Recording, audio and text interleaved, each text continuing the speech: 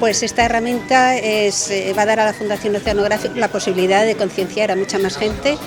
en el buen uso de las prácticas de fondeo, concienciar a la ciudadanía y poner en valor ese ecosistema que es la pradera de Posidonia, tan importante para la biodiversidad del mar Mediterráneo.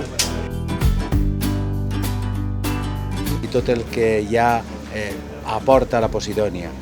Som conscients de que la nostra mar és una mar que té vulnerabilitats, que ens dona molt, però que li hem de donar nosaltres tota la màxima cura possible.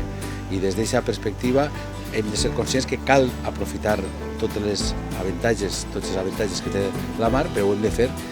cuidant l'ecosistema i cuidant la Posidonia.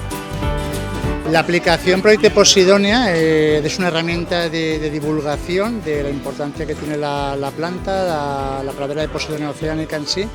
pero además es una herramienta que creemos puede contribuir mucho a la sostenibilidad de ese tipo de espacios marinos. Esta aplicació que significarà més protecció per a la Posidonia en el nostre litoral i significa també un projecte que es fa més gran i que abarca ja pràcticament tots els municipis de la Marina Alta, que són pobles que estem conscienciats en la protecció del nostre litoral,